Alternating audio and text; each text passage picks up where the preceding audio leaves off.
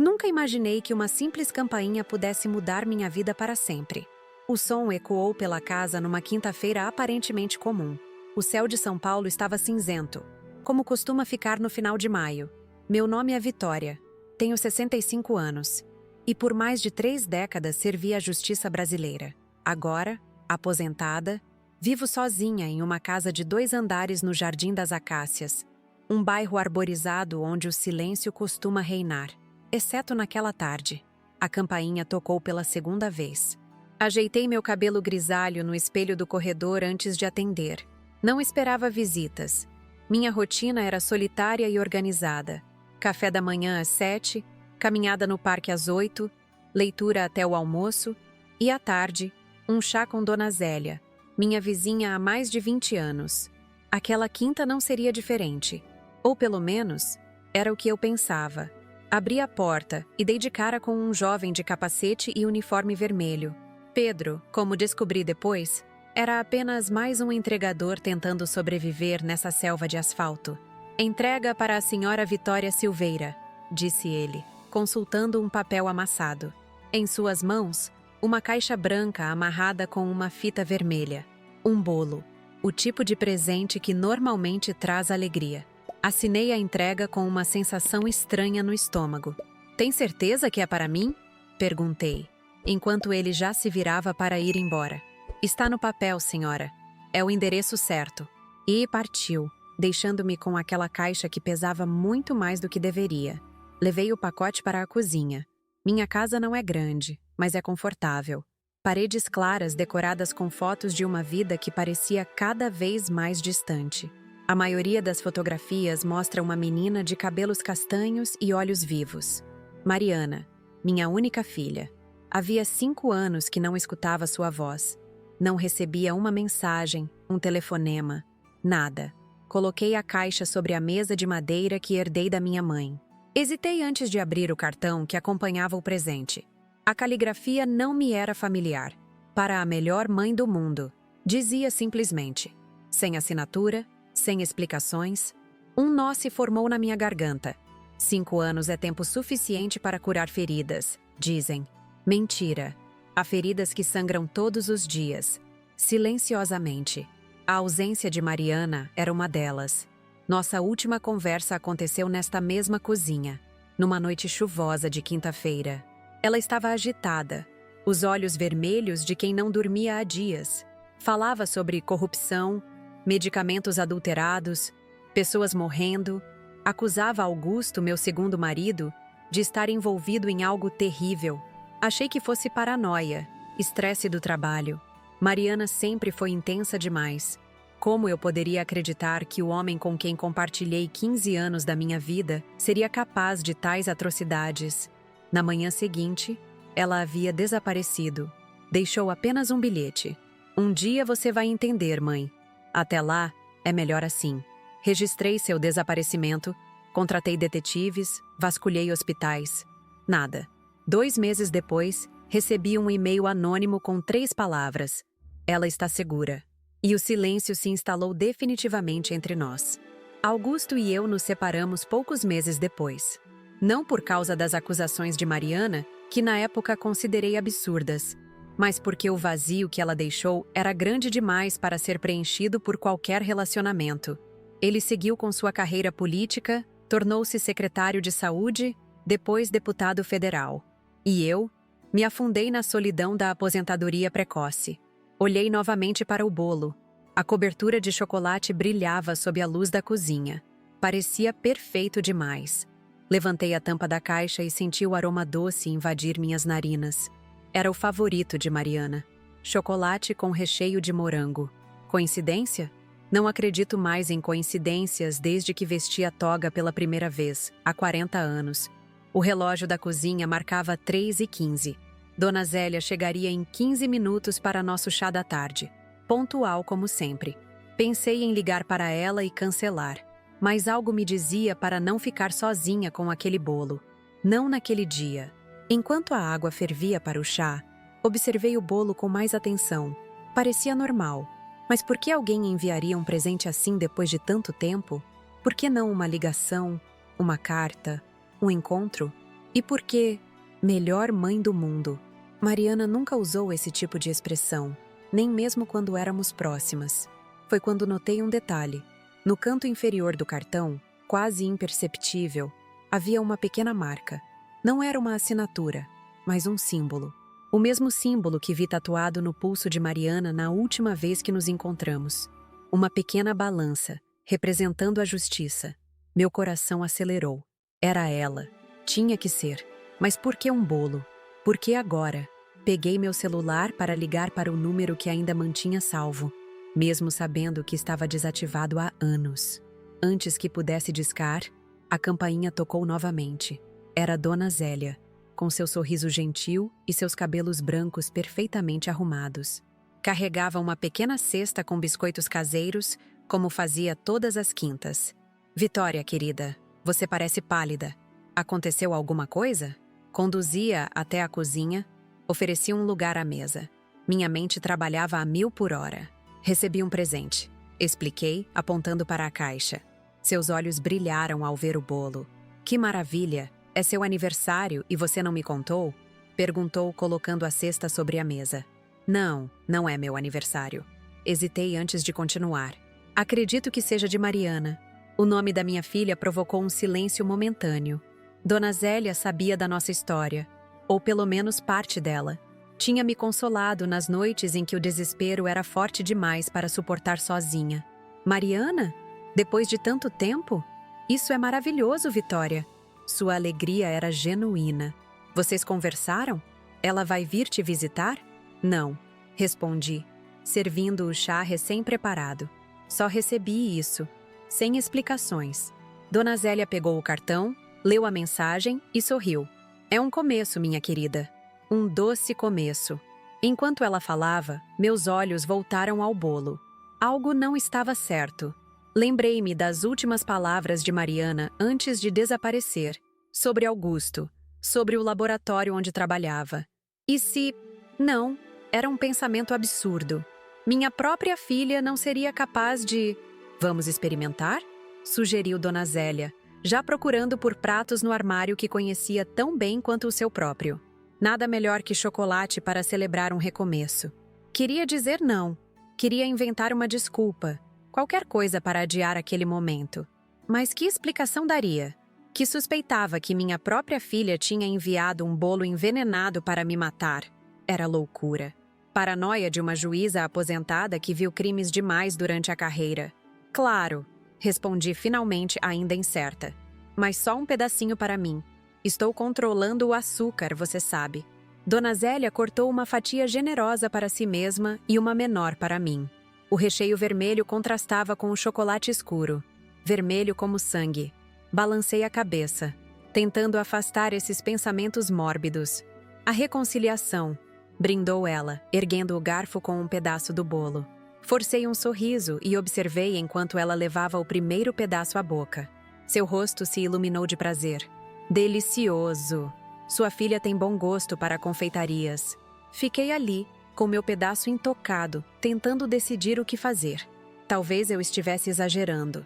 Talvez fosse apenas um gesto de aproximação depois de tanto tempo. Talvez foi quando Dona Zélia colocou a mão na garganta. Seus olhos, normalmente gentis, se arregalaram em puro terror. Tentou dizer algo, mas apenas um gorgolejo saiu de sua boca. E então, diante dos meus olhos horrorizados, ela caiu. Seu corpo frágil convulsionando no chão da minha cozinha, espuma branca escorrendo pelos cantos de seus lábios tingidos de chocolate. Naquele momento, entendi a intenção da minha filha. O bolo não era um presente, era uma sentença. E eu, que passei a vida inteira condenando criminosos, agora enfrentava a mais difícil das sentenças, a traição do próprio sangue. O tempo parou naquele instante. Dona Zélia, a mulher que me trazia biscoitos de gengibre nas manhãs de domingo, que cuidou das minhas plantas quando viajei para o enterro da minha mãe, que me abraçou durante noites inteiras quando Mariana desapareceu, estava morrendo na minha frente. E a culpa era minha. Corri até ela, derrubando a xícara de chá no processo. O líquido quente espalhou-se pelo piso de madeira, misturando-se ao bolo que havia caído do prato. Ajoelhei-me, tentando erguer sua cabeça. Os olhos de Dona Zélia reviravam, a pele adquirindo um tom azulado assustador. Com as mãos trêmulas, peguei meu celular e disquei o número da emergência. Ambulância, por favor, supliquei, a voz entrecortada pelo pânico. Rua das Acácias 237. Minha vizinha está tendo convulsões, espuma na boca. Acho que foi envenenada. A atendente me instruiu a colocá-la de lado, para evitar que se engasgasse com a própria saliva.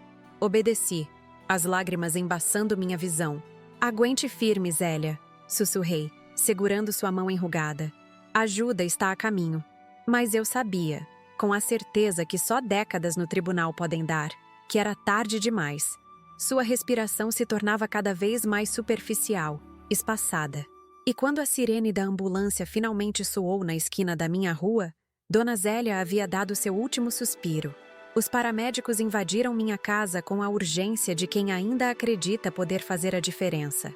Afastei-me para dar espaço, observando-os em seus esforços inúteis de ressuscitação. Um deles, jovem demais para carregar o peso daquela profissão, olhou para mim e balançou a cabeça negativamente. Sinto muito, senhora, disse ele. Precisamos chamar a polícia. Este é um caso de morte suspeita. Morte suspeita. As palavras ecoaram em minha mente como um martelo batendo repetidamente. Em poucos minutos, minha cozinha transformou-se em uma cena de crime. Policiais uniformizados isolavam o local com fitas amarelas, enquanto técnicos com luvas e máscaras coletavam amostras do bolo, tiravam fotografias, faziam perguntas. Sentei-me na sala, atordoada, enquanto o corpo de Dona Zélia era colocado em um saco preto e levado para o Instituto Médico Legal. Um detetive aproximou-se de mim. Ele se apresentou como Renato Oliveira, da Divisão de Homicídios. Alto, moreno, com olhos penetrantes que pareciam enxergar além das palavras. Senhora Silveira, preciso que me conte exatamente o que aconteceu, solicitou, abrindo um pequeno caderno. Relatei tudo, desde a entrega do bolo até o momento em que Dona Zélia caiu.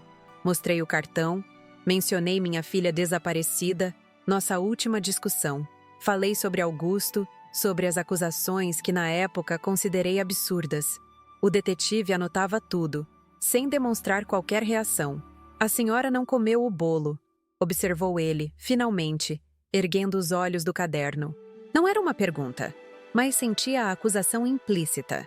Estava controlando o açúcar, respondi, repetindo a desculpa que dei a Zélia. Mas as palavras soaram vazias até para mim. Senhora Silveira, com todo respeito, a senhora foi juíza federal por 3 décadas. Recebe um presente misterioso após 5 anos sem contato com sua filha e, coincidentemente, decide não experimentá-lo. Isso levanta questões. Encarei-o, sentindo o sangue ferver nas veias. Está insinuando que eu sabia? Que deixei minha amiga morrer deliberadamente? Estou apenas fazendo meu trabalho, respondeu ele, inabalável. O laboratório onde sua filha trabalhava, biosintética, está sob investigação há quase 2 anos. Suspeita de adulteração de medicamentos, lavagem de dinheiro, conexões políticas perigosas. E seu ex-marido, Augusto Mendonça, é um dos principais acionistas. Interessante coincidência. A informação atingiu-me como um soco no estômago. Mariana estava certa, então. Todo esse tempo ela estava certa. Não sabia disso, murmurei, mais para mim mesma do que para ele. Sobre a investigação. É um caso sigiloso, explicou o detetive. Mas dado o que aconteceu aqui hoje, acredito que a senhora tem o direito de saber. Sua filha era uma das principais químicas do laboratório. Desapareceu exatamente quando as primeiras denúncias anônimas chegaram ao Ministério Público. Outra coincidência. Minha mente trabalhava freneticamente, conectando os pontos. Mariana tinha tentado me alertar. Eu não acreditei nela. Escolhi confiar em Augusto, o homem que compartilhava minha cama, em vez da minha própria filha. E agora, Dona Zélia estava morta. Precisamos encontrar Mariana, disse, levantando-me subitamente. Se ela enviou esse bolo, está em perigo. Se não foi ela, deixei a frase morrer no ar, incapaz de completar o pensamento terrível. O detetive Oliveira fechou seu caderno. Já emitimos um alerta para localizar sua filha. Enquanto isso, A senhora está sob investigação. Peço que não deixe a cidade sem avisar. Quando todos finalmente saíram, já passava da meia-noite. Minha casa, antes um refúgio, agora parecia contaminada. O cheiro dos produtos químicos usados pela perícia misturava-se ao aroma adocicado do bolo letal. Não consegui dormir. Passei horas sentada na varanda, olhando para a casa de Dona Zélia, agora silenciosa e escura. Por volta das 3 da manhã, meu celular vibrou. Um número desconhecido. Atendi com o coração aos pulos. Mãe, a voz de Mariana, que eu não ouvia há 5 anos, soou distante, cautelosa. Não fale nada, apenas escute. Não fui eu quem enviou o bolo. Estão tentando me incriminar, e você é a próxima. Mariana, onde você está? A polícia está te procurando, eu preciso... Não confie na polícia, interrompeu ela urgente. Especialmente no detetive Oliveira. Ele trabalha para eles. Para quem, Mariana? Do que você está falando? Um suspiro do outro lado da linha. Para o cartel farmacêutico. Augusto é apenas a ponta do iceberg. Estamos falando de políticos, juízes, empresários. Um esquema que movimenta bilhões por ano, à custa de vidas inocentes. Sua voz falhou. Vidas como a da Dona Zélia. O mundo pareceu girar ao meu redor. Como você sabe sobre Zélia? Tenho meus contatos. Sinto muito, mãe. Ela não merecia isso. Nenhuma das vítimas merecia. Vítimas? Quantas mais? Milhares, respondeu Mariana, a voz carregada de uma dor profunda. Pacientes de câncer recebendo placebos em vez de quimioterapia. Diabéticos injetando água com corante no lugar de insulina. Crianças com leucemia morrendo porque os medicamentos que deveriam salvá-las foram diluídos em 90%. O horror da situação atingiu-me em ondas. Durante toda a minha carreira, combati a corrupção, acreditando estar fazendo a diferença. E agora, descobria que o mal havia se infiltrado até mesmo em minha própria casa. Por que não veio a mim? Por que desapareceu? A pergunta que me atormentava há 5 anos finalmente escapou. Um silêncio pesado. Porque Augusto ameaçou te matar se eu falasse. Mostrou-me fotos suas, seguindo sua rotina. Sabia todos os seus passos. Disse que seria um acidente tão perfeito que ninguém suspeitaria. Lembrei-me das palavras dele na nossa última conversa, antes da separação. Você sempre foi meu trunfo, Vitória. Uma juíza respeitada como esposa abre muitas portas. Na época, interpretei como um elogio. Agora, entendia o real significado. O que fazemos agora? Perguntei, sentindo-me subitamente velha e cansada. Preciso que venha até mim. Tenho todas as provas necessárias para derrubar o esquema inteiro, mas não posso entregar à polícia convencional. Precisamos de alguém acima de qualquer suspeita. Delegada Roberta Mendes. Sugeri imediatamente. Roberta era uma antiga aluna minha na faculdade de Direito. Agora à frente da Delegacia de Combate à Corrupção. Incorruptível, feroz, determinada. Exatamente, concordou Mariana. Ela já está ciente de parte da situação, mas precisa das provas físicas que eu tenho. Combinamos um encontro para a manhã seguinte, no Café Recanto, um local público o suficiente para minimizar riscos. Antes de desligar, Mariana hesitou. Mãe! Chamou. A voz subitamente pequena, como quando criança. Eu nunca quis te abandonar. Todos os dias pensei em voltar. As lágrimas que segurei durante horas finalmente correram livres. Eu sei, filha. Eu sei. Após a ligação, meu instinto de autopreservação finalmente despertou. Se Mariana estava certa, minha casa não era segura. O detetive Oliveira sabia onde eu morava. E se trabalhava para o cartel, era apenas questão de tempo até que voltasse. Desta vez, não para fazer perguntas. Preparei uma pequena mala com o essencial. Documentos, algumas roupas, o álbum de fotografias de Mariana criança. Peguei também a arma que mantinha guardada desde os tempos de ameaças de morte durante julgamentos de traficantes. Não atirava há anos, mas algumas habilidades nunca se perdem. Quando os primeiros raios de sol começaram a despontar no horizonte, chamei um táxi. Não podia usar meu próprio carro. Seria facilmente rastreado. Dei ao motorista o endereço de um hotel no centro da cidade, pagando em dinheiro. De lá, pegaria outro táxi para o verdadeiro destino. O café recanto. O café estava relativamente vazio àquela hora da manhã. Escolhi uma mesa nos fundos, de onde podia observar a entrada. A garçonete, uma jovem com olheiras profundas, anotou o meu pedido sem muito interesse. Um café preto, sem açúcar. Pontualmente, às 9 horas, Mariana entrou. 5 anos haviam deixado marcas. O rosto mais magro, olheiras permanentes, o cabelo outrora vibrante, agora opaco e sem vida. Mas os olhos eram os mesmos. Determinados, inteligentes, assustadoramente semelhantes aos meus. Levantei-me, incerta sobre como proceder. Abraço? Aperto de mão? 5 anos de silêncio criaram um abismo entre nós. Mas Mariana não hesitou. Atravessou o café em passos rápidos e jogou-se em meus braços, como fazia quando criança após um pesadelo. Mãe, sussurrou contra meu ombro, a voz embargada. Apertei-a contra mim, sentindo seu corpo tremer com soluços contidos. Por um momento, éramos apenas mãe e filha novamente. Não uma juíza aposentada e uma cientista em fuga. Quando finalmente nos separamos, Mariana olhou ao redor, cautelosa. Não temos muito tempo, disse puxando uma cadeira. Eles já devem saber que estamos em contato. Colocou sobre a mesa um pendrive vermelho. Aqui está tudo. Fórmulas adulteradas, e-mails entre executivos discutindo as fraudes, transferências bancárias para políticos, incluindo Augusto. E vídeos. Vídeos de reuniões onde eles riem sobre os efeitos colaterais da economia de custos. Efeitos colaterais? Repeti, confusa. Mortes, mãe. Eles chamam as mortes de pacientes de efeitos colaterais. Sua voz tremia de indignação, como se fossem apenas números em uma planilha, não pessoas reais com famílias, sonhos, vidas. Peguei o pendrive, sentindo seu peso, não físico, mas moral.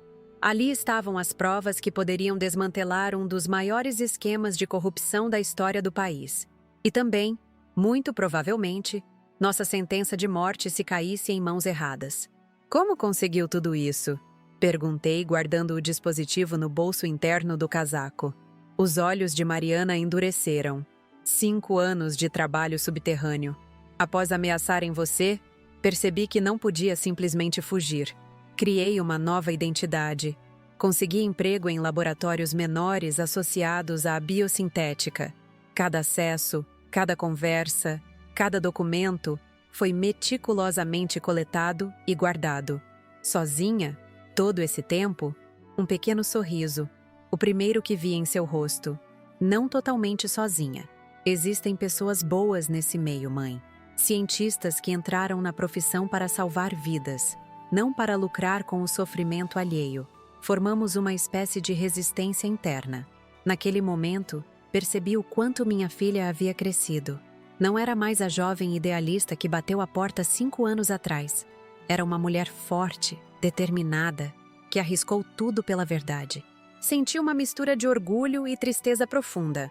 Orgulho pelo que ela se tornara, tristeza pelo tempo perdido. O próximo passo é encontrar a delegada Roberta, continuou Mariana, consultando o relógio nervosamente. Ela está nos esperando em um local seguro. Dali, vamos diretamente ao Ministério Público Federal. Quando nos levantamos para sair, notei um homem na esquina oposta ao café. Alto, moreno, olhos penetrantes. Detetive Oliveira. E não estava sozinho. 2 outros homens o acompanhavam, com o inconfundível volume de armas sob os casacos. Não olhe agora, murmurei para Mariana. Mas acho que temos companhia. Ela assentiu quase imperceptivelmente. Há uma saída pelos fundos através da cozinha. Já verifiquei. Como sempre prevenida. Comentei, lembrando-me de como ela sempre planejava rotas de fuga mesmo durante passeios inocentes no parque quando criança. Aprendi com a melhor, respondeu, um brilho de cumplicidade nos olhos. Caminhamos casualmente até o balcão, como se fôssemos pagar a conta. A garçonete, percebendo nossa urgência, indicou a porta da cozinha com um movimento discreto de cabeça. Agradeci mentalmente a solidariedade silenciosa das mulheres em momentos de perigo.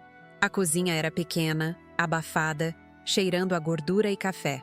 O cozinheiro, um senhor de idade com braços cobertos de tatuagens desbotadas, Ergueu as sobrancelhas ao nos ver, mas não fez perguntas. Apenas apontou para a porta dos fundos. Obrigada, agradeci, enquanto Mariana já abria a porta, verificando o beco estreito. Limpo, anunciou ela, puxando-me pela mão. Corremos pelo beco, virando à esquerda na primeira rua transversal. Os sons da cidade engoliam nossos passos apressados. Táxis amarelos, ônibus vermelhos, pessoas ocupadas demais com suas próprias vidas para notar duas mulheres fugindo como criminosas. Ali, apontou Mariana para um carro preto estacionado na esquina. Uma mulher ao volante, cabelos escuros presos em um rabo de cavalo severo, óculos escuros ocultando parcialmente o rosto. Delegada Roberta, reconheci, sentindo um alívio momentâneo. Entramos rapidamente no veículo, que arrancou assim que as portas se fecharam. No retrovisor, vi o detetive Oliveira emergindo na rua, o rosto contorcido de frustração. Sinto muito pela sua vizinha, doutora Vitória, disse Roberta, manobrando habilmente pelo trânsito de São Paulo. Mas sua morte não será em vão. Hoje, vamos derrubar esse castelo de cartas. Olhei para Mariana, que segurava minha mão com força. Naquele momento, entendi que o bolo envenenado não marcava o fim de uma história, mas o início de outra. Uma história de justiça, redenção e, acima de tudo, a reconstrução de laços que nunca deveriam ter sido rompidos. O pendrive em meu bolso parecia pulsar como um segundo coração. Ali estavam as provas que poderiam salvar incontáveis vidas e também colocar as nossas em risco mortal. Mas como aprendi nos meus anos de magistratura, a verdadeira justiça sempre exige coragem. Enquanto o carro acelerava rumo ao futuro incerto, fiz uma promessa silenciosa a Dona Zélia. Seu sacrifício involuntário não seria esquecido. E àqueles que transformaram medicamentos em veneno, eu reservaria a mais implacável das sentenças. O carro da delegada Roberta serpenteava pelas ruas de São Paulo como um predador furtivo. Roberta dirigia com a concentração de quem conhece cada esquina, cada radar, cada ponto cego das câmeras de segurança. Suas mãos, firmes no volante, eram as mesmas que vi levantarem o juramento na formatura da Faculdade de Direito, há quase 2 décadas. Na época, era apenas uma jovem promissora. Hoje, era minha única esperança. Para onde estamos indo? Perguntei, ainda segurando a mão de Mariana como se temesse que ela pudesse desaparecer novamente. Lugar seguro, respondeu Roberta, sem desviar os olhos da estrada. Um bunker digital que montamos para operações sensíveis. Nem o próprio diretor-geral da Polícia Federal sabe sua localização. O carro entrou em uma região industrial decadente na Zona Leste. Galpões abandonados, pichações desbotadas, cercas enferrujadas. Um cemitério da industrialização paulistana, agora reduzido a esqueletos de concreto. Roberta parou em frente a um armazém particularmente deteriorado, cuja placa, Têxtil Progresso, desde 1962, pendia de um único parafuso. Discreto, não? Comentou ela, com um leve sorriso ao perceber minha expressão. Ninguém procuraria uma central de operações secretas em um lugar assim. Entramos por uma porta lateral, quase invisível sob camadas de grafite. O interior, porém, contradizia completamente a fachada abandonada. Equipamentos de última geração, telas de monitoramento, servidores zumbindo discretamente. Uma dúzia de pessoas trabalhava em silêncio, apenas o som de teclas sendo pressionadas preenchendo o ambiente climatizado. Bem-vindas à Operação Pharmacon, anunciou Roberta, conduzindo-nos até uma sala de reuniões isolada. Nome apropriado, não acha? Na filosofia grega, Pharmacon significa tanto remédio quanto veneno. Depende de como é usado. A ironia não passou despercebida. Durante anos, eu estudei a ambiguidade das leis, como podiam proteger ou oprimir, dependendo de quem as manipulava. Agora, enfrentávamos a mesma dualidade com os medicamentos. Há quanto tempo vocês investigam o cartel? Perguntou Mariana, colocando sua mochila sobre a mesa. Oficialmente 2 anos, respondeu Roberta. Extraoficialmente, desde que recebi sua primeira denúncia anônima, há 5 anos. Olhei para minha filha, surpresa. Foi você? Mariana assentiu, uma sombra cruzando seu rosto. Na noite em que discutimos, Voltei ao laboratório para coletar provas. Encontrei Augusto lá, com o diretor executivo e 2 políticos que você conhece bem, mãe. Estavam celebrando um acordo histórico. Suas palavras. Consegui gravar parte da conversa. Tirou do bolso um pequeno dispositivo, conectou-o a um dos computadores da sala. A gravação começou a tocar, chiada, mas compreensível. Economia de 70% por lote, multiplicado por milhares de pacientes. A voz de Ricardo Monteiro, CEO da Biosintética, soava entusiasmada. E os efeitos colaterais? Esta voz eu reconheci imediatamente. Augusto, meu ex-marido, o homem que compartilhou minha cama por 15 anos. Estatisticamente irrelevantes. A maioria são pacientes terminais mesmo. A frieza clínica na voz de Ricardo me causou náuseas. Uma risada. Além disso, temos a agência reguladora no bolso e juízes estratégicos para abafar qualquer processo. Sem ofensas, Augusto, mas sua esposa é uma exceção à regra. Vitória é idealista, respondeu Augusto, com o tom condescendente que eu sempre odiei. Mas é apenas uma juíza. O sistema é maior que ela. A gravação terminou, deixando um silêncio pesado na sala. Senti meu rosto queimar de humilhação e raiva. Apenas uma juíza. Repeti, as palavras ácidas em minha boca. Foi naquele momento que entendi a dimensão do problema. Continuou Mariana. Não era apenas um laboratório fraudando resultados ou economizando em ingredientes. Era um sistema inteiro, com ramificações no judiciário, no legislativo, nas agências reguladoras. E você não podia me contar. Concluí, a dor da traição dando lugar à compreensão. Tentei, mãe. Seus olhos marejaram. Naquela noite, quando voltei para casa. Mas você não acreditou em mim. Escolheu confiar nele. A lembrança daquela noite veio como um soco no estômago. Mariana gesticulando freneticamente, mostrando documentos que eu mal olhei, falando sobre fraudes que pareciam absurdas demais para serem reais. E eu, exausta após um julgamento difícil, irritada com suas teorias da conspiração, pedindo que ela crescesse e entendesse como o mundo funcionava. Você estava certa, admiti, a voz embargada. E eu falhei como mãe e como juíza. Roberta interveio com a objetividade que sempre a caracterizou. Autopiedade não vai ajudar ninguém agora, doutora. Vitória, precisamos de seu cérebro jurídico, não de suas lágrimas. A reprimenda, embora dura, era exatamente o que eu precisava. Endireitei a postura, secando as lágrimas com as costas da mão. Certo. O que sabemos exatamente? Durante as 2 horas seguintes, Roberta e sua equipe apresentaram o que haviam descoberto nos últimos anos. A biosintética era apenas a ponta visível do iceberg. Por trás dela, uma rede de empresas fantasmas lavava o dinheiro economizado com a adulteração dos medicamentos. Esse dinheiro financiava campanhas políticas, comprava fiscais sanitários, subornava médicos para prescreverem seus produtos. O mais assustador, explicou uma analista jovem, de óculos quadrados e cabelo colorido, é a precisão do esquema.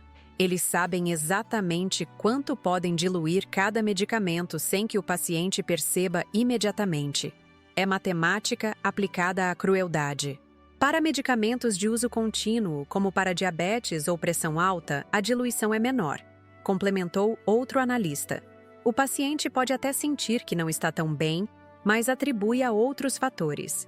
Para tratamentos de câncer ou doenças raras, onde o paciente muitas vezes já está debilitado e pode morrer pela própria doença, a adulteração chega a 90%. Meu estômago revirava a cada nova informação. Como juíza, vi muitos crimes hediondos, mas havia algo particularmente perverso neste: a traição da confiança mais fundamental, a que depositamos em quem deveria nos curar. E Augusto? Perguntei finalmente, temendo a resposta. Roberta hesitou pela primeira vez. Ele é mais do que um investidor, doutora Vitória. É o arquiteto político do esquema. Como secretário de saúde e depois deputado federal, criou toda a estrutura legal que permite essas fraudes. Emendas em projetos de lei, regulamentações específicas, indicações estratégicas para agências reguladoras. A imagem do homem que conheci, ou pensei conhecer, desmoronava completamente. Lembrei-me de nossas conversas sobre ética na sala de jantar, seus discursos apaixonados sobre melhorar o sistema de saúde brasileiro. Tudo mentira. Uma fachada cuidadosamente construída para enganar a todos, inclusive a mim. Quanto tempo ele sabia que você estava investigando? Perguntei a Mariana. Desde o início, provavelmente. O laboratório tem câmeras em todos os cantos, e eu não era exatamente sutil naquela época. Ela sorriu, triste. Era jovem, indignada. Acreditava que bastava expor a verdade para que justiça fosse feita. E agora? Agora sei que a verdade precisa ser estrategicamente revelada, ou será enterrada antes mesmo de ver a luz. Tirou o pendrive do bolso, colocando-o sobre a mesa. Aqui está tudo o que coletei nos últimos 5 anos. Mas não podemos simplesmente entregar ao Ministério Público e esperar que funcione. Precisamos de um plano. Roberta assentiu, pensativa.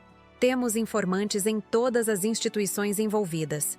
No momento certo, podemos acionar todos simultaneamente, evitando que um avise o outro. Não é suficiente, ponderei. Anos de experiência judicial aflorando. Se entregarmos apenas as provas, eles encontrarão brechas, tecnicidades, prescrições. Precisamos de um escândalo público tão grande que seja impossível abafar. Como o envenenamento de uma inocente com um bolo destinado a uma ex-juíza federal, sugeriu Roberta, arqueando uma sobrancelha. A menção a Dona Zélia reacendeu minha determinação. Exatamente. Mas precisamos garantir que a narrativa correta chegue ao público. Se Oliveira e seus cúmplices nos capturarem antes, eles não vão, garantiu Mariana, com uma confiança que me pegou de surpresa. Tenho um trunfo que eles nem imaginam. Abriu sua mochila, revelando um notebook surrado. Ao ligá-lo, mostrou uma interface de transmissão ao vivo. Nos últimos 3 anos, infiltrei dispositivos de gravação em todos os escritórios executivos da biosintética. Tudo o que é dito lá, tudo o que acontece, está sendo registrado. Isso é ilegal. Observei automaticamente, o reflexo da juíza que fui. Mariana riu, um som que não ouvia há tanto tempo que quase não reconheci. Sim, mãe. Também é ilegal envenenar pessoas com medicamentos adulterados. Roberta e eu trocamos olhares. O que Mariana havia feito era, tecnicamente, invasão de privacidade corporativa. Em um tribunal, essas provas poderiam ser invalidadas. Mas no tribunal da opinião pública, seriam devastadoras. E tem mais, continuou Mariana, digitando comandos no teclado. Nos últimos dias, após o bolo envenenado, a sede da empresa está em pânico. Escutem. Uma gravação recente começou a tocar. Ricardo Monteiro, o CEO, gritava com alguém. Como assim errou o alvo?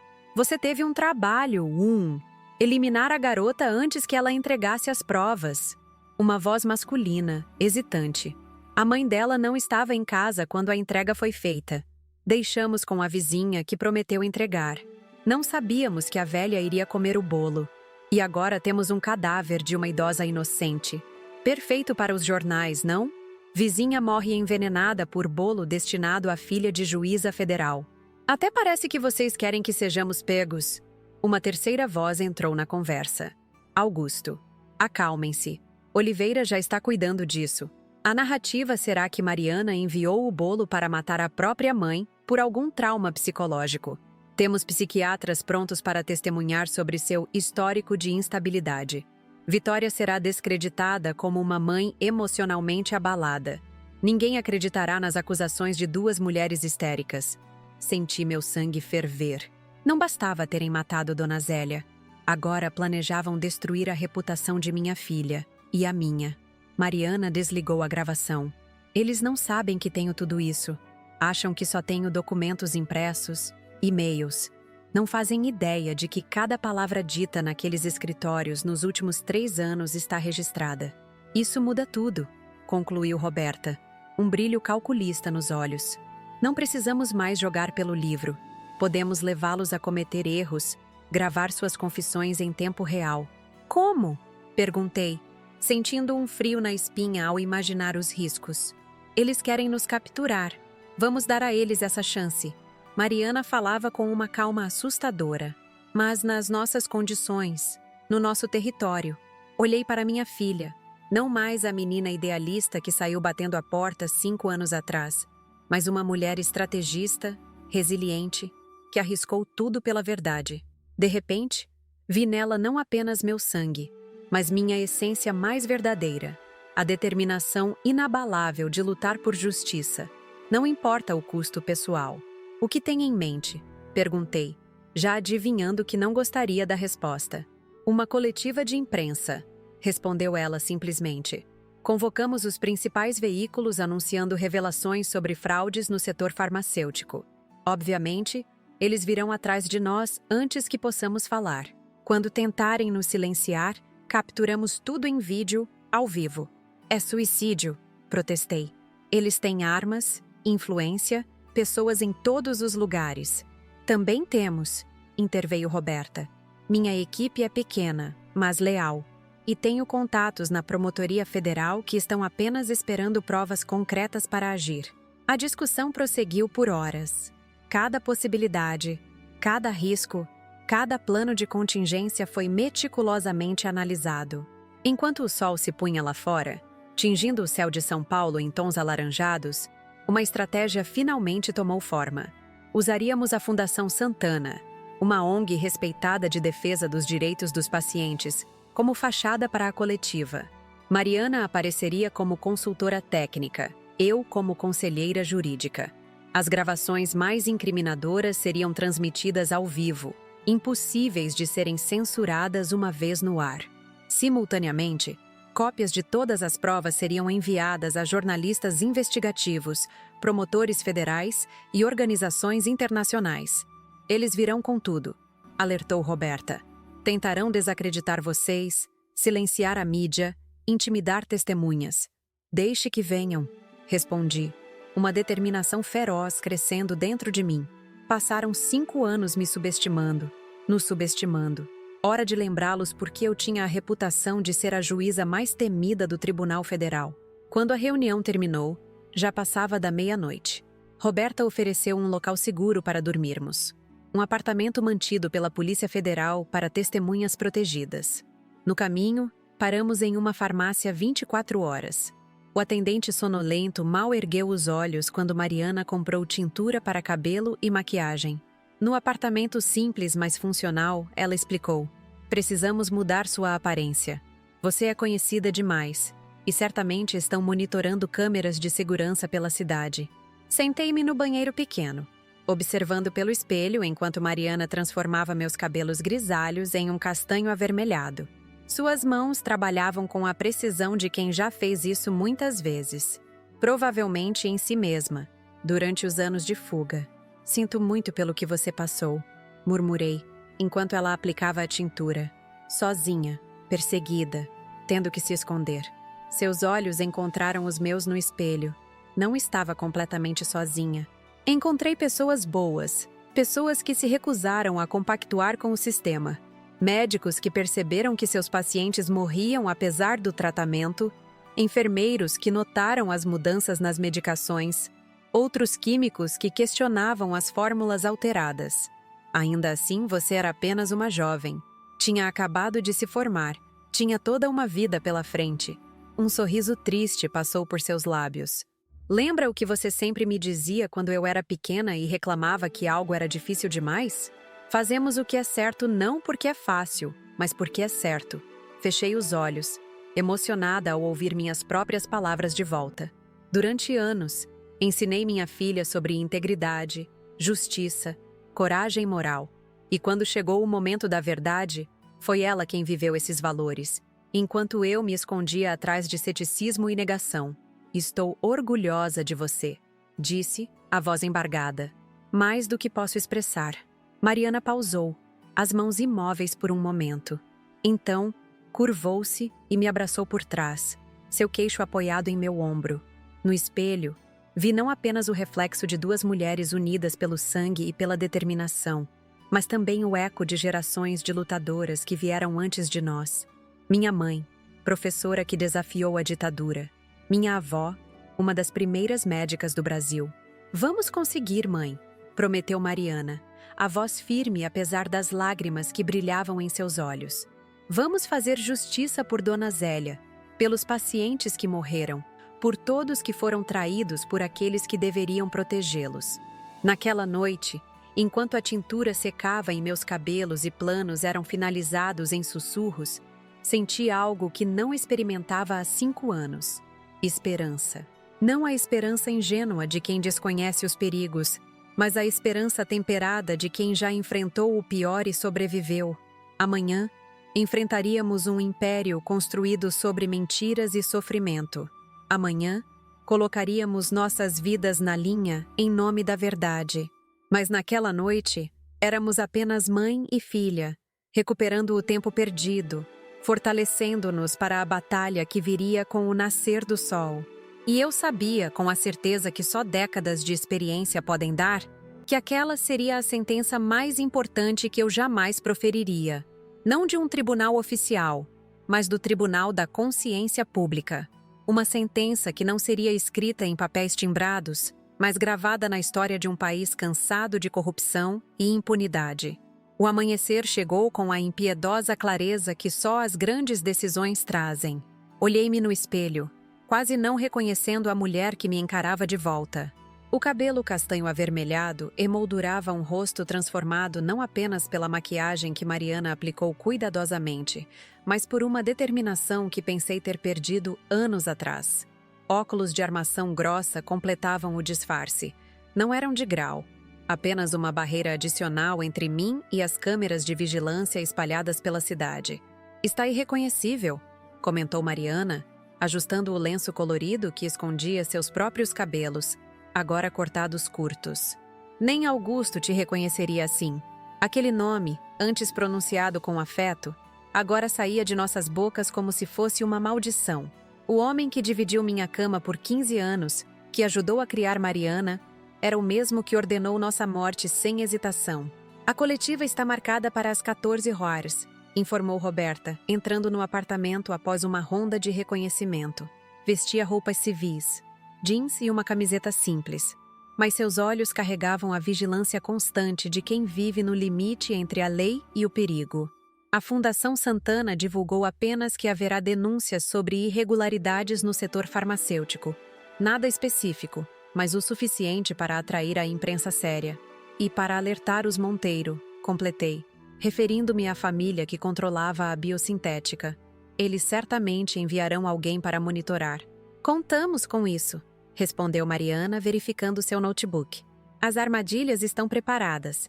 Cada movimento deles nas próximas horas será gravado. Cada reação, cada ordem desesperada. O plano que desenvolvemos durante a madrugada era ousado, beirando a temeridade. Mas quando se enfrenta um sistema corrompido até a medula, seguir as regras tradicionais é garantia de derrota. Os pendrives com todas as provas já foram distribuídos", continuou Roberta, consultando seu telefone. 50 cópias entregues simultaneamente a jornalistas investigativos, procuradores federais e ONGs internacionais. Mesmo que consigam silenciar alguns, não poderão alcançar todos. A manhã transcorreu em preparativos febris. Enquanto Mariana finalizava a apresentação que exibiríamos, uma seleção cuidadosa das evidências mais impactantes, eu revisava mentalmente o discurso que faria. Não poderia ser apenas técnico ou acusatório. Precisava tocar o coração do público, transformar números e documentos em histórias humanas. Histórias como a de Dona Zélia, caindo à minha frente com espuma na boca. Como a de Lúcia Mendes, uma menina de 9 anos cuja foto Mariana me mostrou. Sorridente no início do tratamento contra a leucemia, definhando meses depois quando os medicamentos que deviam salvá-la foram substituídos por soluções salinas com corante. Como a história de Rafael Santana, um jovem médico que tentou denunciar as irregularidades e foi encontrado suicidado, com 3 tiros nas costas. Às 11 horas, recebemos a primeira confirmação de que estávamos mexendo com o vespeiro. O celular descartável que Roberta usava para comunicação tocou. Era sua fonte dentro da Polícia Civil. "Acabaram de emitir um mandado de prisão contra vocês duas", informou ela após desligar. "Acusações de homicídio qualificado pela morte de Dona Zélia, formação de quadrilha e falsificação de provas. Assinado pelo juiz Hermes Cavalcante." Hermes? O nome atingiu-me como um tapa. Ele foi meu colega na vara federal por 20 anos. E recebeu 3 apartamentos na Riviera de São Lourenço nos últimos 2 anos, completou Roberta, sombria. Pagos por uma empresa de fachada que pertence ao irmão de Ricardo Monteiro. Mais uma traição a processar. Mais um nome a acrescentar à lista dos que venderam a alma por conforto material. A decepção já não me surpreendia tanto. Havia visto corrupção suficiente em minha carreira para entender suas raízes. O que me surpreendia era a extensão, as ramificações profundas, como um câncer que se espalhou silenciosamente por décadas. Isso acelera nosso cronograma, decidiu Mariana, fechando o notebook. Não podemos esperar até as 14 horas. Eles virão atrás de nós antes disso. Concordo, assentiu Roberta. Meus contatos confirmam movimentação atípica perto da Fundação Santana. Estão preparando uma emboscada.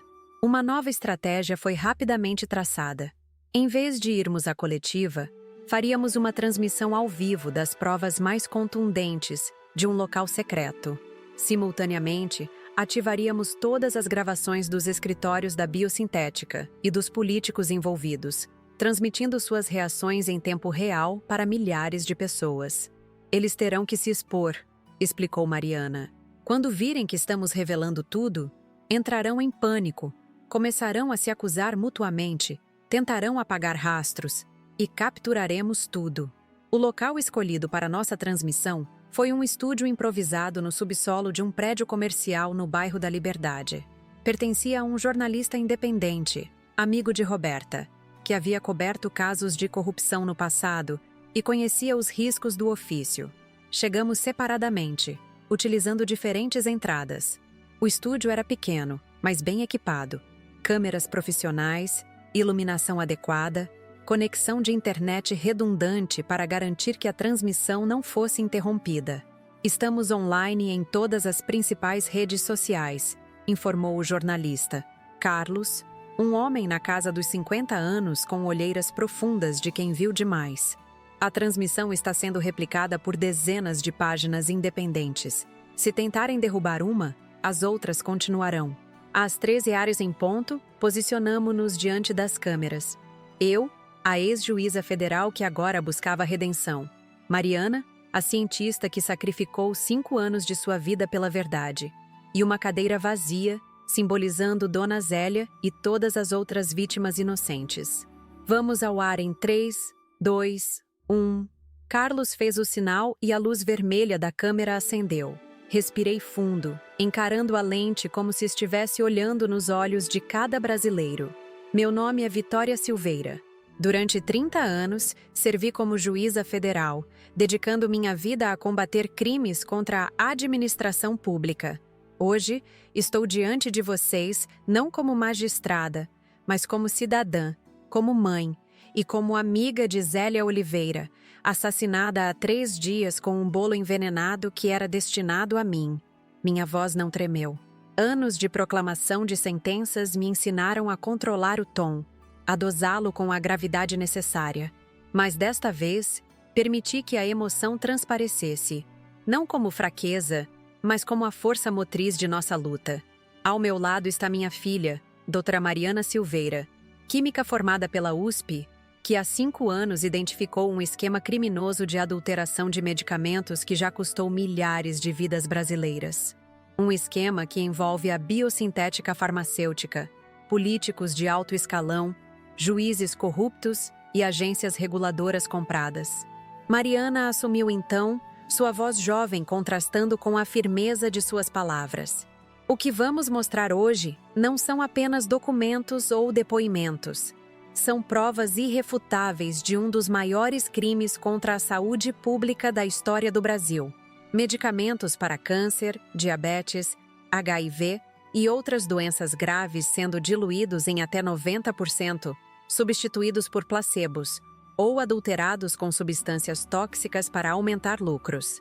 Iniciamos então a apresentação das provas. Fórmulas originais lado a lado com as adulteradas. E-mails internos discutindo friamente quantos efeitos colaterais, mortes, seriam aceitáveis antes que o esquema chamasse atenção. transferências bancárias para contas offshore pertencentes a políticos e funcionários públicos. Cada slide era uma peça no mosaico de horror que havia se tornado a indústria farmacêutica brasileira. Enquanto falávamos, o notebook de Mariana exibia em uma tela separada as reações em tempo real nos escritórios da biosintética. Ricardo Monteiro, o CEO, gritava ao telefone. Executivos corriam de um lado para outro. Shredders funcionavam a todo vapor destruindo documentos. Em outro escritório, vimos Augusto em uma videoconferência emergencial com outros políticos, todos pálidos, desesperados. Não sei quem está vazando isso, gritava ele, socando a mesa. Mas precisamos desacreditar essas loucas imediatamente. Liguem para as emissoras, acionem nossos contatos na imprensa. A narrativa é clara. Vitória é uma ex-juíza mentalmente instável desde o desaparecimento da filha, e Mariana é uma funcionária demitida por incompetência buscando vingança. Sorri amargamente para a câmera. Como podem ver, meu ex-marido, o deputado federal Augusto Mendonça, já está tentando nos desacreditar. Infelizmente para ele, cada palavra que diz neste momento está sendo gravada e transmitida ao vivo para todo o Brasil. Foi quando as coisas começaram a sair do controle, para eles. Percebendo que estavam sendo monitorados, o pânico tomou conta dos escritórios. Acusações voadoras de um lado para outro. Ricardo gritando com Augusto. Você garantiu que sua ex-mulher estava sob controle? Que merda é essa agora? Augusto perdendo a compostura. Como eu ia saber que a maluca da minha enteada tinha instalado câmeras nos escritórios? Isso é com você, porra. Segurança é responsabilidade da empresa. E então a confissão que selaria seus destinos. Ricardo, em um acesso de fúria. Eu mandei matar as duas. O José garante que o serviço será feito hoje. Não vai sobrar nada para contar história. A transmissão ao vivo registrou mais de 1 milhão de espectadores simultâneos. Hashtags tomaram as redes sociais. Jornalistas que haviam recebido os pendrives começavam a publicar matérias urgentes. O castelo de cartas desmoronava em tempo real, diante dos olhos da nação. Foi quando Carlos, monitorando as câmeras de segurança do prédio, deu o alerta. Temos companhia. 4 homens armados acabaram de entrar pelo estacionamento. Roberta imediatamente sacou sua arma. Continuem a transmissão. Não podemos parar agora. Mas vocês precisam sair, insistiu Carlos. Tenho uma saída pelos fundos. Leva a um estacionamento vizinho. Não, decidi, com uma calma que não sabia possuir. Se fugirmos agora, parecerá que temos algo a esconder. Precisamos terminar isso. Mariana segurou minha mão, assentindo em concordância silenciosa. Tínhamos chegado longe demais para recuar. Deixe-os vir, disse ela a Roberta. Quanto mais desesperados estiverem seus movimentos, mais óbvia será a culpa. Os minutos seguintes transcorreram em uma tensão palpável. Continuamos expondo provas, detalhando o esquema, enquanto Roberta e 2 policiais de sua confiança posicionavam-se estrategicamente pelo estúdio. Carlos, com experiência de coberturas em zonas de conflito, mantinha-se calmo, ajustando câmeras para capturar cada ângulo do que estava por vir. Os passos ecoaram no corredor, pesados, decididos. A porta do estúdio explodiu para dentro com um estrondo. 4 homens de terno, armados com pistolas automáticas, invadiram o ambiente. À frente deles, o detetive Oliveira, não mais disfarçando sua verdadeira lealdade. Vitória e Mariana Silveira, anunciou ele com uma formalidade falsa. Estão presas pelo assassinato de Zélia Oliveira e por divulgação de informações falsas com o intuito de desestabilizar empresas nacionais. Estamos ao vivo para todo o Brasil, detetive. Respondi calmamente, indicando as câmeras. Tem certeza que deseja seguir com essa farsa? A hesitação passou por seu rosto.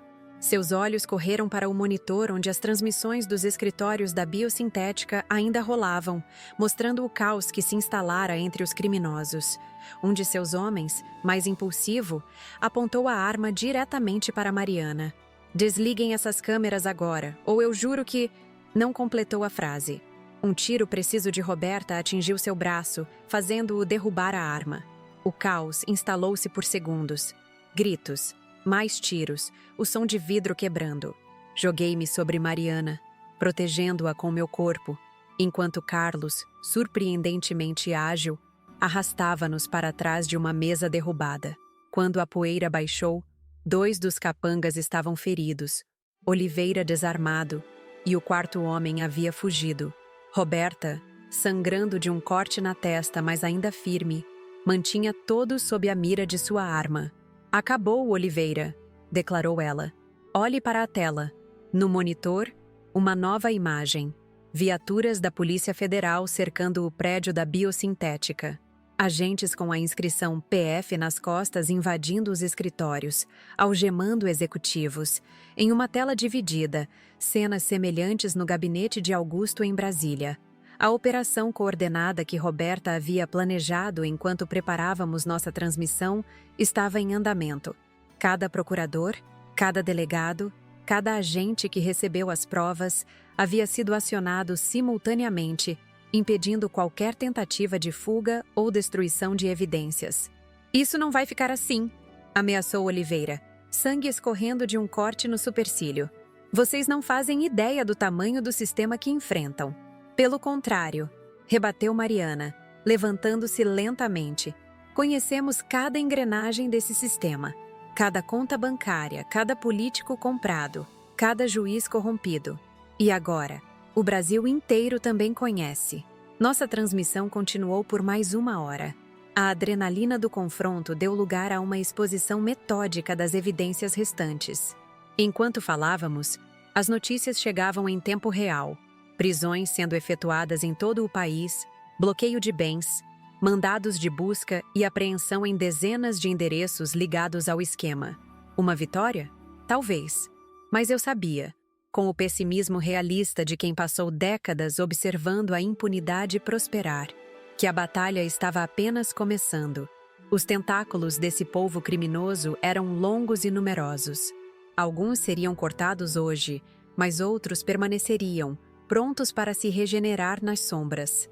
No entanto, havia algo diferente desta vez. A transparência absoluta da operação, transmitida ao vivo, testemunhada por milhões, criava um precedente impossível de ignorar. O Tribunal da Opinião Pública, muitas vezes mais implacável que o judicial, havia proclamado sua sentença. Quando finalmente encerramos a transmissão, Carlos nos informou que Seacro Operação Farmacon era o assunto mais comentado em 23 países. Organizações internacionais de saúde emitiam comunicados urgentes. A Bolsa de Valores havia suspendido as negociações de ações da biosintética após uma queda de 78% em menos de 2 horas. "E agora?", perguntou Mariana, enquanto Roberta coordenava nosso transporte seguro para prestarmos depoimentos oficiais. Olhei para minha filha. Seus olhos exaustos, mas vitoriosos, as mãos ainda trêmulas pela adrenalina do confronto. Pensei em Dona Zélia, em seu sorriso gentil, em como sua morte acidental havia sido o catalisador que o Brasil precisava para enfrentar um de seus mais insidiosos esquemas criminosos. "Agora", respondi segurando suas mãos, "prestamos nossa homenagem às vítimas fazendo o que o sistema tentou impedir, garantindo que a justiça seja feita, que cada responsável pague por seus crimes e que nenhum paciente volte a receber veneno em vez de cura." Deixamos o estúdio sob forte escolta policial. Nas ruas, algo inusitado acontecia. Pessoas se aglomeravam, algumas aplaudindo, outras simplesmente observando em silêncio respeitoso. Cartazes improvisados já exibiam frases como "Justiça para as vítimas da biosintética" e "Basta de corrupção na saúde." No carro blindado que nos conduzia ao Departamento de Polícia Federal, Mariana recostou a cabeça em meu ombro, como fazia quando criança após um dia cansativo. Pela primeira vez em 5 anos, permiti-me sentir não apenas o peso da responsabilidade, mas também o alívio de ter minha filha de volta.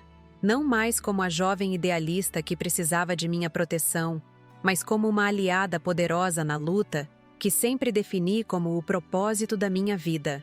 A busca incansável pela justiça. E enquanto São Paulo passava pelas janelas do carro, com seu caos e contradições, senti que, apesar de todas as traições e decepções, ainda havia esperança. Uma esperança tão potente quanto o veneno que matou Dona Zélia, mas com o efeito oposto. Em vez de destruir, reconstruía. Em vez de silenciar, amplificava vozes há muito tempo ignoradas. "Sabe o que mais me dói?" murmurou Mariana, quebrando o silêncio. "É que podia ter sido você no lugar da Dona Zélia.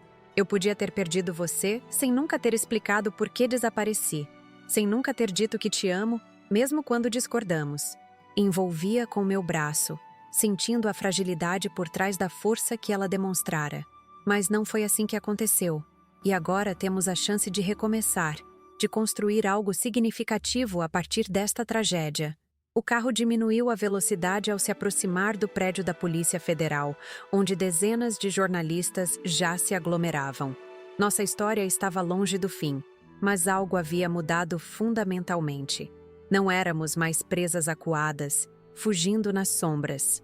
Éramos acusadoras, portadoras da verdade, catalisadoras de uma transformação que, esperávamos, seria irreversível.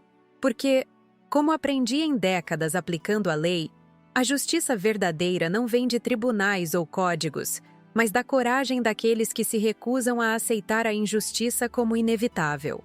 E naquele momento, mãe e filha unidas após anos de separação forçada, encarnávamos essa coragem, não como heroínas intocáveis, mas como mulheres imperfeitas e determinadas que, diante da escolha entre segurança e verdade, escolheram o caminho mais difícil. O caminho que, embora repleto de perigos, era o único que poderia nos devolver não apenas uma à outra, mas também a fé em um sistema que, apesar de todas as suas falhas, ainda podia ser salvo quando pessoas suficientes se recusassem a se curvar diante da corrupção. Os dias que se seguiram à nossa transmissão ao vivo foram uma tempestade de depoimentos, audiências e manchetes explosivas. O prédio da Polícia Federal, onde Mariana e eu fomos levadas para proteção e para formalizar nossas denúncias, transformou-se em um centro de peregrinação para jornalistas de todo o mundo. O maior escândalo sanitário da história brasileira, proclamavam os noticiários internacionais. A conspiração farmacêutica que matou milhares, destacavam os jornais nacionais.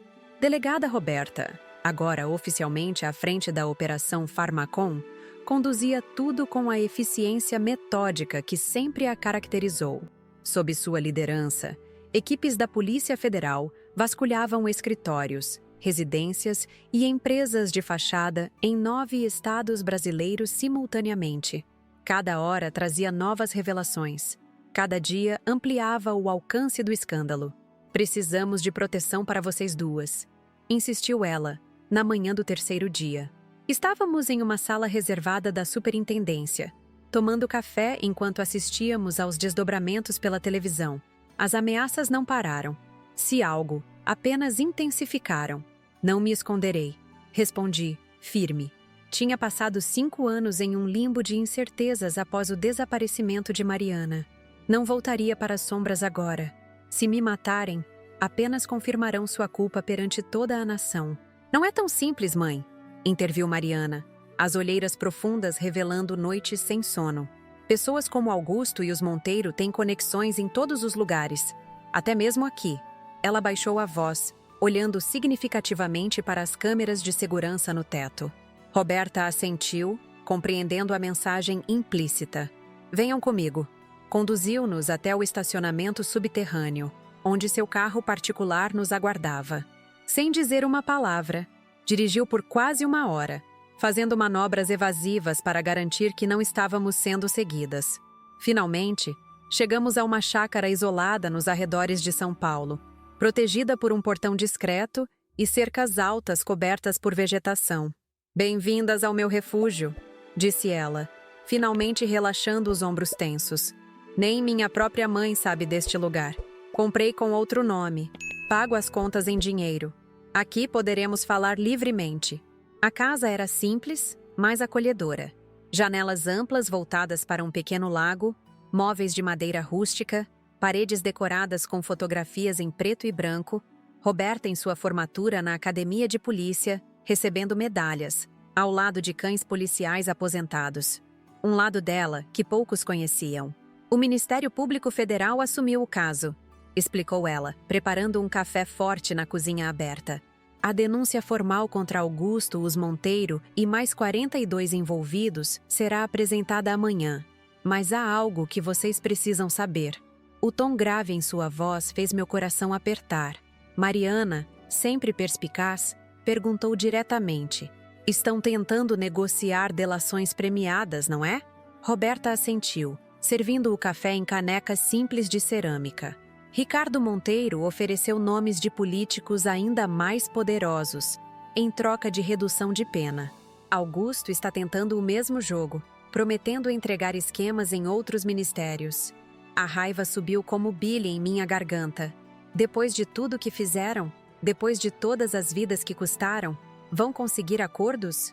Possivelmente, admitiu Roberta sem rodeios. O sistema é assim. Você sabe melhor que ninguém, Vitória. Às vezes, para pegar os peixes maiores, deixamos os médios escaparem com penas mais leves. Levantei-me, incapaz de conter a indignação. 30 anos como juíza me ensinaram os meandros da justiça negociada, suas vantagens pragmáticas. Mas agora, como vítima, como amiga de Dona Zélia, como mãe de uma filha que sacrificou 5 anos de sua vida para expor a verdade, a lógica fria do sistema me parecia insuportável. Há algo mais, continuou Roberta, trocando olhares com Mariana. Algo que não podíamos discutir nas dependências oficiais. Mariana abriu seu notebook, digitando rapidamente. Lembra que mencionei outros cientistas que se recusaram a compactuar com o esquema? Formamos uma rede. Uma rede que vai muito além de simplesmente expor fraudes. Na tela, surgiram planilhas, fórmulas químicas, relatórios técnicos que, com meu conhecimento limitado de ciências, eu mal compreendia. O que estou vendo? Perguntei tentando decifrar aqueles códigos.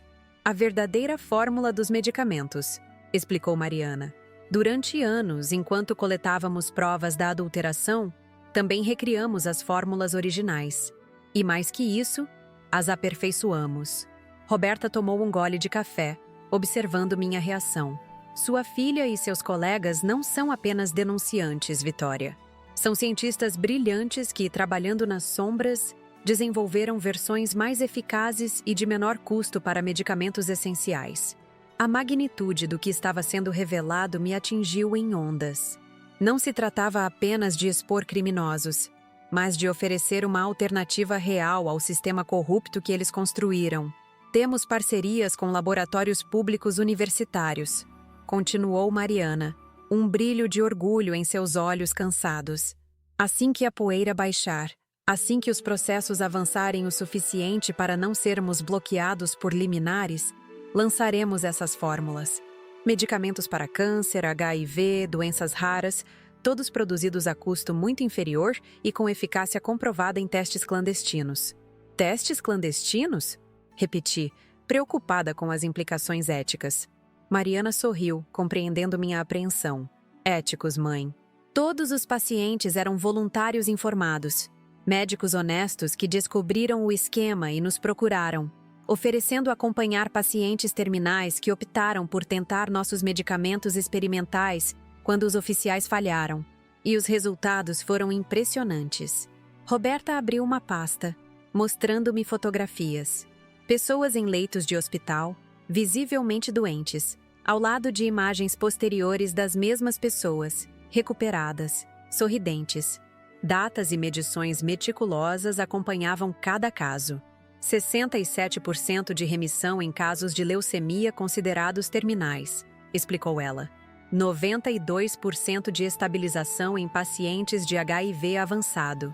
Enquanto a biosintética lucrava com medicamentos diluídos, sua filha e seus colegas revolucionavam tratamentos em laboratórios improvisados.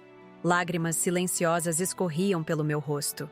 Todo esse tempo, enquanto eu sofria com a ausência inexplicada de Mariana, ela não apenas lutava contra um sistema corrupto, estava criando um novo. Por que não me contou? Perguntei, segurando suas mãos sobre a mesa. Porque eu não podia arriscar, respondeu ela, a voz embargada. Quanto menos você soubesse, mais segura estaria. E também... hesitou. Não tinha certeza se você acreditaria. Depois daquela última noite, quando você escolheu o lado de Augusto, a culpa me atravessou como uma lâmina. Eu deveria ter confiado em você.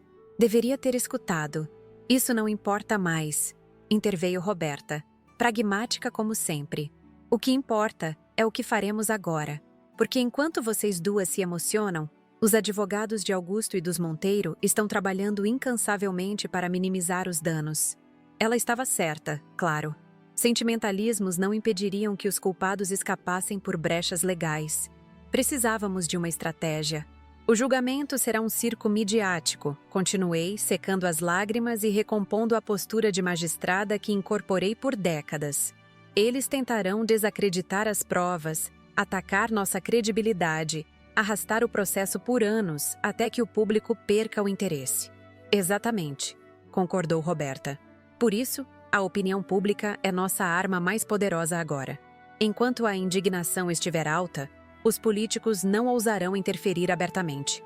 Os juízes pensarão 2 vezes antes de aceitar propinas para arquivar o caso. Precisamos manter a história viva, concluiu Mariana. Não apenas como um escândalo, mas como um símbolo de transformação.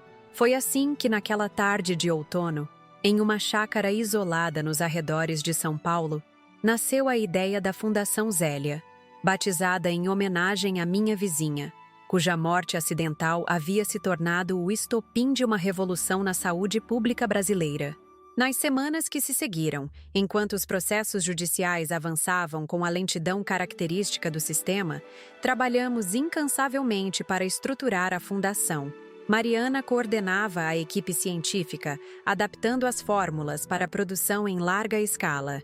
Eu utilizava meus contatos jurídicos para garantir patentes públicas que impedissem a privatização daquele conhecimento. Roberta, dividindo-se entre a operação oficial e nosso projeto paralelo, conseguiu apoio discreto de setores-chave do governo, técnicos de carreira, não políticos, que compreendiam a importância histórica do que estávamos construindo. A primeira vitória judicial veio 2 meses após as denúncias. O juiz Paulo Mendes, conhecido por sua integridade inabalável, negou todos os habeas corpus impetrados pela defesa de Augusto e dos executivos da biosintética. Em sua decisão, citou a excepcional gravidade dos crimes imputados e o risco concreto à ordem pública que a liberdade dos acusados representaria. Na mesma semana, laudos periciais confirmaram a adulteração sistemática de 78% dos medicamentos produzidos pela biosintética nos últimos 8 anos. O impacto foi devastador. Estimativas preliminares apontavam para mais de 15 mil mortes que poderiam ter sido evitadas se os tratamentos fossem ministrados conforme as bulas prometiam. A sede da empresa foi ocupada por manifestantes. Pacientes e familiares de vítimas acamparam em frente ao prédio, exibindo fotos de entes queridos perdidos para doenças que deveriam ter sido tratáveis. A história humana por trás dos números frios das estatísticas finalmente ganhava rostos, nomes, histórias. Foi quando recebi um telefonema inesperado. O diretor do presídio onde Augusto estava detido informava que meu ex-marido queria me ver. Apenas você, especificou. Recusa-se a falar com promotores ou advogados antes de conversar com a ex-esposa. Mariana foi veementemente contra. É uma armadilha, insistiu. Ele vai tentar manipulá-la, como sempre fez. Mas algo dentro de mim precisava desse encerramento. Precisava olhar nos olhos do homem que traiu não apenas a mim e a filha que ajudou a criar, mas a toda uma nação que confiou em suas promessas políticas de melhorar a saúde pública. A penitenciária federal onde Augusto aguardava julgamento era um complexo imponente e frio nos arredores de Brasília. Acompanhada por Roberta, que insistiu em estar presente ao menos até a sala de visitas, passei por 4 portões de segurança e inúmeros detectores de metal antes de finalmente vê-lo. Sentado à mesa de metal fixada ao chão, Augusto Mendonça parecia uma versão desbotada do homem que conheci. O terno impecável substituído pelo uniforme cinza da prisão, a postura altiva reduzida a ombros curvados, os cabelos grisalhos desalinhados, sem os cuidados habituais do barbeiro particular. Vitória! disse ele quando me sentei à sua frente. Sua voz, ao menos, mantinha o timbre grave e controlado de sempre. Obrigado por vir. Não vim por você, esclareci, mantendo o rosto impassível. Vim porque preciso entender. Ele assentiu, como se esperasse essa resposta. Sempre direta ao ponto. Uma das qualidades que admirei em você. Poupe-me da falsa nostalgia, Augusto. Por que quis me ver? Ele entrelaçou os dedos sobre a mesa, um gesto familiar que costumava fazer antes de apresentar argumentos complexos. Porque você é a única pessoa que talvez possa compreender como chegamos aqui. Não para me perdoar, sei que isso é impossível, mas para entender que não começou como um plano para matar pessoas. Não me interessa como começou, cortei. Interessam-me as 15.000 vidas que custou. 17.000, na verdade, corrigiu ele com a frieza técnica que sempre usava nos debates parlamentares. As estimativas oficiais estão subestimadas. E sei que cada uma dessas mortes está em minhas mãos, mesmo que indiretamente. Sua aparente honestidade me desconcertou. Esperava negativas, justificativas elaboradas, tentativas de minimizar sua responsabilidade. Não esta confissão direta. Então veio me ver para limpar sua consciência? Lamento, mas não ofereço esse serviço. Um sorriso triste passou por seus lábios. Não, Vitória. Vim oferecer algo que talvez interesse mais a juíza que sempre existiu dentro de você. Nomes. Todos os nomes. A rede completa em 3 continentes. Meu coração acelerou, mas mantive a expressão neutra. O Ministério Público já ofereceu delação premiada. Por que não falou com eles? Porque não confio neles. O sistema que ajudei a corromper continua lá, Vitória.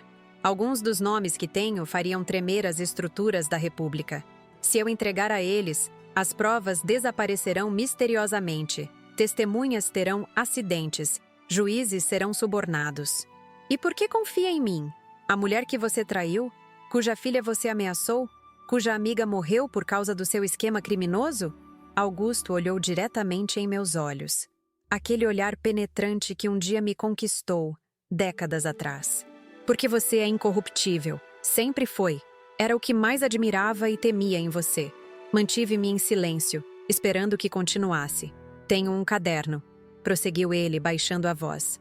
Guardado em um lugar que só você conhece. Um lugar que compartilhamos, onde juramos amor eterno. Antes de tudo dar errado. A cachoeira. Nossa lua de mel, 20 anos atrás. Em uma reserva ecológica isolada. A pequena caverna atrás da queda d'água, onde gravamos nossas iniciais na rocha úmida. Um segredo tolo de um casal apaixonado que jamais compartilhamos com ninguém. No caderno está tudo: datas, valores, nomes, senadores, ministros, desembargadores, empresários internacionais, a estrutura completa do que chamávamos de Consórcio Sanitário Global. Não apenas medicamentos, Vitória. Vacinas, equipamentos hospitalares, até mesmo órgãos para transplante. Senti o sangue gelar em minhas veias. A dimensão do que ele sugeria ia muito além do que havíamos descoberto até então. Por que me daria isso agora? Qual é seu interesse? Mariana, respondeu ele simplesmente. Não sou seu pai biológico, mas a criei como filha por 15 anos. O que ela fez, sacrificar sua juventude, arriscar sua vida para expor a verdade, mostrou uma coragem que eu jamais tive. Talvez seja tarde para a redenção, mas não para um último ato de decência. Deixei a penitenciária 2 horas depois, a mente fervilhando com as informações que Augusto compartilhou. Detalhes do esquema global, conexões políticas que chegavam até mesmo à presidência da República, métodos de lavagem de dinheiro através de obras de caridade falsas. Roberta me esperava no carro, ansiosa por detalhes. Contei-lhe apenas o essencial, omitindo a informação sobre o caderno. Algo me dizia que quanto menos pessoas soubessem daquele detalhe específico, mais seguro seria. 3 dias depois, sob o pretexto de uma visita nostálgica a lugares do meu passado, viajei com Mariana para a reserva ecológica. A cachoeira continuava tão impressionante quanto em minhas memórias. A água cristalina despencando de 40 metros de altura, formando uma cortina natural que ocultava a pequena caverna. "Por que estamos aqui, mãe?" perguntou Mariana, confusa, enquanto nos aproximávamos da queda d'água. para buscar o último capítulo desta história. Respondi, sentindo a umidade em meu rosto enquanto contornávamos a cachoeira. A caverna estava exatamente como me lembrava. Pequena, úmida, com aquela luz etérea filtrada pela água em movimento. As iniciais AV ainda visíveis na rocha, agora cobertas por uma pátina esverdeada de musgo. E lá, em uma fenda natural que parecia parte da formação rochosa, um pequeno pacote impermeabilizado. O caderno de Augusto revelou-se uma bomba maior do que eu poderia imaginar. 300 páginas de anotações meticulosas, documentando 20 anos de um esquema que começou com pequenas fraudes em licitações de hospitais municipais e cresceu até tornar-se um polvo multinacional, com tentáculos em ministérios, agências reguladoras e organizações internacionais de saúde. Com aquelas informações em mãos, a Operação Pharmacon ganhou nova dimensão. Delegada Roberta, superando sua desconfiança inicial sobre a origem do caderno, mobilizou equipes internacionais através da Interpol. Em questão de semanas, mandados de prisão foram expedidos em 12 países. Augusto cumpriu sua palavra. Em troca da proteção de uma penitenciária federal de segurança máxima, longe do alcance de seus antigos aliados, colaborou com cada detalhe das investigações. Sua pena, ainda assim, foi exemplar. 63 anos por homicídio qualificado, formação de quadrilha, corrupção ativa e passiva, lavagem de dinheiro e crimes contra a saúde pública. Os Monteiro, da biosintética, receberam sentenças semelhantes. Ricardo, o CEO, enforcou-se na cela antes do julgamento final. Um último ato de covardia que privou as famílias das vítimas da satisfação de vê-lo condenado publicamente. Quanto a mim e Mariana, encontramos na Fundação Zélia um propósito que transcendia a vingança ou a justiça pessoal.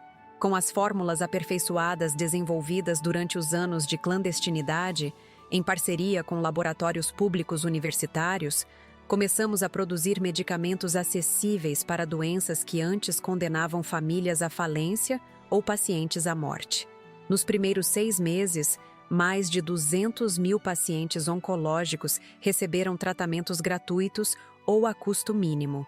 A taxa de sobrevivência para a leucemia infantil, que havia despencado durante os anos do esquema criminoso, voltou a subir, superando médias internacionais. O dinheiro recuperado dos criminosos, bilhões em contas offshore, propriedades de luxo, obras de arte, foi direcionado por decisão judicial para financiar a expansão da fundação. Irônico que a fortuna acumulada às custas do sofrimento alheio agora servisse para aliviá-lo. Hoje, 5 anos após aquela fatídica tarde em que um bolo envenenado tirou a vida de Dona Zélia, visito seu túmulo semanalmente. Levo sempre margaridas amarelas, suas favoritas. Conto-lhe, em silenciosos monólogos, sobre as vidas que estamos salvando, sobre como seu sacrifício involuntário desencadeou uma transformação no sistema de saúde que beneficia milhões. Mariana dirige o setor de pesquisas da Fundação, coordenando cientistas brilhantes que antes eram silenciados pelo sistema. Sua mais recente conquista, um tratamento revolucionário para Alzheimer, reduzindo em 70% a progressão da doença a um custo acessível, até para sistemas públicos de saúde com orçamentos limitados. Roberta, promovida a diretora de operações especiais da Polícia Federal após o sucesso da Operação Pharmacon, continua na linha de frente do combate à corrupção. Jantamos juntas uma vez por mês, compartilhando histórias de batalhas ganhas e perdidas no interminável esforço de construir um país mais justo. Quanto a Augusto, recebo atualizações ocasionais sobre sua situação. Dedica-se a escrever um livro detalhando o nascimento e a evolução do esquema criminoso, não como justificativa, ele garante, mas como um alerta para futuras gerações. Talvez haja algum valor nisso.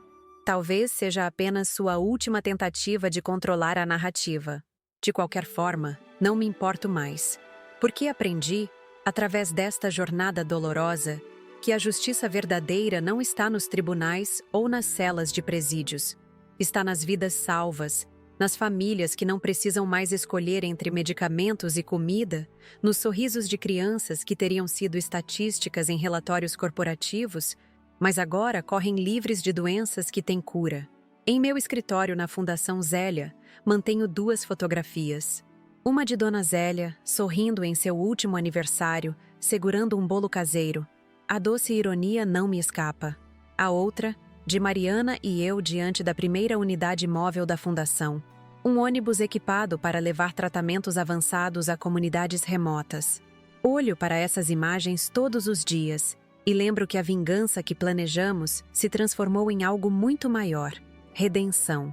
Não apenas para nós, mas para um sistema que havia se corrompido até as entranhas e agora, lentamente, cicatriza suas feridas. E se há uma lição que carrego comigo, é a de que o veneno e o remédio às vezes vêm do mesmo lugar. O que determina seu efeito não é apenas sua composição química, mas a intenção de quem o administra. Nas mãos certas, até mesmo a mais amarga das experiências pode se transformar em cura. 5 anos se passaram desde aquele dia em que a campainha da minha casa tocou e minha vida mudou para sempre.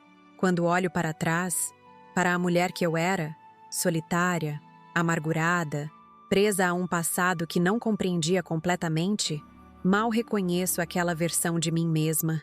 O caminho que percorri desde então foi marcado por dor, revelações chocantes, perigos e, finalmente, um propósito renovado que jamais imaginei encontrar aos 65 anos de idade.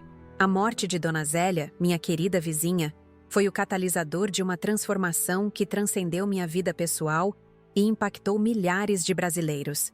Seu sacrifício involuntário, ao provar daquele bolo envenenado que era destinado a mim, desencadeou a maior investigação de fraudes farmacêuticas da história do nosso país. Às vezes, quando coloco flores em seu túmulo nas manhãs de domingo, ainda posso sentir sua presença gentil, como se ela soubesse que sua partida não foi em vão.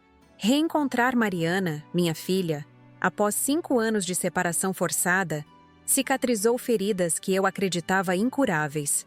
Descobrir a verdade por trás de seu desaparecimento, sua luta solitária contra um sistema corrupto que adulterava medicamentos vitais, sua coragem ao enfrentar ameaças constantes, incluindo de seu próprio padrasto, me ensinou que o heroísmo verdadeiro raramente vem com capas ou reconhecimento público. Muitas vezes, surge nos corredores silenciosos de laboratórios clandestinos, nas noites sem sono de quem se recusa a ser cúmplice da injustiça. A Operação Pharmacon revelou as entranhas podres de um sistema que lucrava com o sofrimento alheio. Lembro-me vividamente do momento em que transmitimos ao vivo as provas para todo o Brasil, quando câmeras capturaram em tempo real o desespero dos criminosos percebendo que seu império desmoronava. A invasão armada ao estúdio, os tiros, o medo, tudo ainda ressoa em meus pesadelos ocasionais. Mas também carrego a memória da vitória, as algemas nos pulsos daqueles que se acreditavam intocáveis, a incredulidade em seus rostos quando perceberam que 2 mulheres haviam derrubado seu castelo de cartas. O caderno secreto de Augusto, escondido na caverna atrás da cachoeira, onde um dia juramos amor eterno, expandiu o alcance da investigação para dimensões internacionais. Descobrimos que o esquema da biosintética era apenas um tentáculo de um polvo muito maior, com conexões em 12 países e ramificações que alcançavam até mesmo organizações internacionais de saúde. Cada página daquele caderno representava vidas que poderiam ter sido salvas, pacientes que receberam água colorida em vez dos medicamentos que precisavam desesperadamente. A Fundação Zélia nasceu das cinzas desse escândalo, transformando a indignação em ação concreta. Com as fórmulas aperfeiçoadas que Mariana e seus colegas desenvolveram durante anos de trabalho clandestino, revolucionamos o acesso a tratamentos que antes eram inacessíveis para a maioria da população. Nossos ônibus laboratório percorrem comunidades remotas, levando dignidade na forma de medicamentos eficazes a quem o sistema havia abandonado. O julgamento de Augusto e dos executivos da biosintética tornou-se um marco na história judicial brasileira. As sentenças exemplares, 63 anos para meu ex-marido, penas semelhantes para os Monteiro, enviaram uma mensagem clara: crimes contra a saúde pública não seriam mais tratados com a leniência habitual. O suicídio de Ricardo Monteiro em sua cela, embora tenha privado as famílias das vítimas da satisfação de vê-lo condenado publicamente, simbolizou a covardia final de um homem que sempre escolheu o caminho mais fácil, não importando quem sofresse as consequências. Hoje, aos 70 anos, dirijo a Fundação Zélia com uma energia que muitos jovens invejariam. Mariana lidera nossas pesquisas, desenvolvendo tratamentos acessíveis para doenças que antes eram sentenças de morte para famílias de baixa renda. Delegada Roberta, agora diretora de Operações Especiais da Polícia Federal, continua na linha de frente contra a corrupção institucionalizada, usando as lições aprendidas na Operação Farmacom para desmantelar outros esquemas criminosos. E Dona Zélia? Seu legado vive em cada paciente que recebe tratamento adequado, em cada família que não precisa mais escolher entre medicamentos e alimentação, em cada criança que sobrevive a uma doença que, anos atrás, teria sido fatal devido à ganância de homens como Augusto e os Monteiro. Esta história que compartilhei com vocês não é apenas sobre vingança ou justiça, é sobre transformação. Como o veneno destinado a silenciar-me acabou se tornando o catalisador de uma cura muito maior. É sobre como, mesmo nas circunstâncias mais sombrias, podemos encontrar propósito e significado. É sobre a força que descobrimos quando nos recusamos a aceitar a injustiça como inevitável. Sei que muitos de vocês que me assistem agora podem estar enfrentando suas próprias batalhas, suas próprias injustiças. Talvez se sintam pequenos demais, fracos demais para fazer a diferença.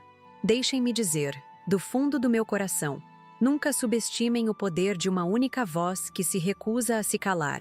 Nunca duvidem do impacto que uma pessoa determinada pode ter quando escolhe o caminho difícil da verdade. Se minha história tocou seu coração de alguma forma, peço que façam 3 coisas simples. Primeiro, inscrevam-se no canal Vovó Lembrou. Há muitas outras histórias aqui, algumas trágicas, outras inspiradoras, todas reais, que merecem ser ouvidas. Segundo, deixem seu comentário abaixo. Gostaria de saber o que vocês fariam se estivessem no meu lugar naquela tarde fatídica.